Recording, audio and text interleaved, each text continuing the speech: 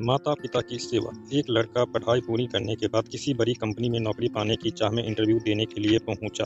लड़का ने बड़ी आसानी से पहला इंटरव्यू पास कर लिया। अब फाइनल इंटरव्यू कंपनी के मैनेजर को लेना था और मैनेजर को ही तय करना था कि उस लड़के को नौकरी पर रखा जाए या नहीं। मैनेजर ने लड़का का सीवी देखा और पाया कि पढ़ाई में अव्वल रहा है। मैनेजर बोले, क्या तुम्हें पढ़ाई के दौरान कभी छात्रवृत्ति मिली है? लड़का बोले, जी नहीं। मैनेजर बोले, इसका मतलब स्कूल कॉलेज के फीस तुम्हारे पिता देते थे? छात्र बोले, जी हाँ श्रीमान। मैनेजर बोले, तुम्हारे पिताजी क्या काम करते हैं? लड़का बोले, जी वो लोगों के कपड़े धोते हैं। यह सुनकर कंपनी के मैनेजर ने कहा, जरा अपने हाथ को दिखाना। लड़का के हाथ रेशम की तरह मुलायम और नाजुक थे। मैनेजर बोले, क्या तुमने कभी कपड़े धोने में अपने पिताजी की मदद की? लड़का बोले, नहीं, मेरे पिता हमेशा यही चाहते थे कि मैं पढ़ाई करूं और ज़्यादा से ज़्यादा किताबें पढूं। लेकिन हाँ, एक बात और है, मेरे पिताजी बड़ी तेजी से कपड़े धोते हैं। मैनेजर बोले, क्या मैं तुम्हें एक काम कह सकता हूँ? लड़का बोले, जी हाँ, आदेश कीजिए। मैनेजर बोले, आज घर वापस जाने के बाद अपने पिताजी के हाथ धोना, फिर कल सुबह मुझसे आकर मिलना। लड़का यह सुनकर खुश हो गया। उसे लगा कि अब नौकरी मिलना तो पक्का है। तभी तो मैनेजर ने कल फिर बुलाया है।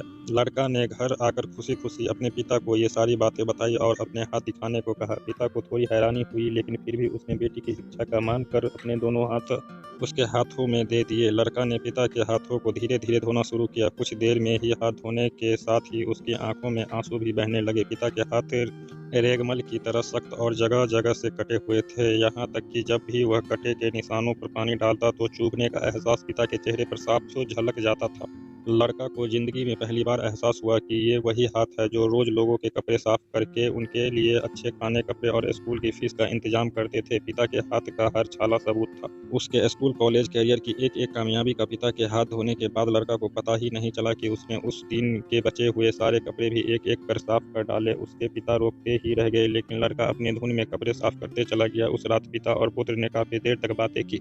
अगली सुबह लड़का फिर नौकरी के लिए कंपनी के मैनेजर के ऑफिस में गए। मैनेजर का सामना करते हुए लड़के की आंखों नीली हो गए।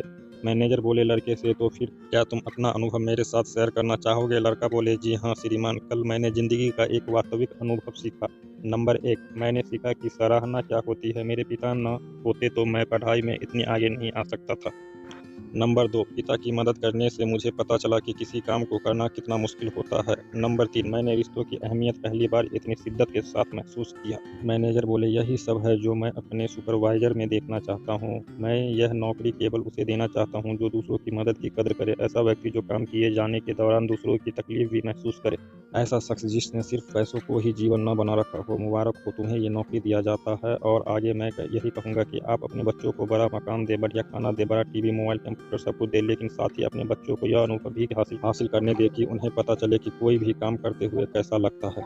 उन्हें भी अपने हाथों से काम करने दे। खाने के बाद कभी बर्तनों को धोने का अनुभव भी अपने अपने साथ घर के सब बच्चों को मिलकर करने दे। ऐसा इसीलिए नहीं कि आप मेड का पैसा खर्च नहीं कर सकते, बल्कि इसलिए कि आप अपने बच्चों से सही प्यार करते हैं। आप उन्हें समझते हैं कि पिता कितने भी अमीर क्यों ना हो, एक दिन उनके बाल सफेद होने ही हैं। सबसे अहम, आपके बच्चे किसी काम को करने का कोशिश और कदर करना सीखे। एक दूसरे का हाथ बटाते हुए काम करने का जज्बा अपने अंदर लाए।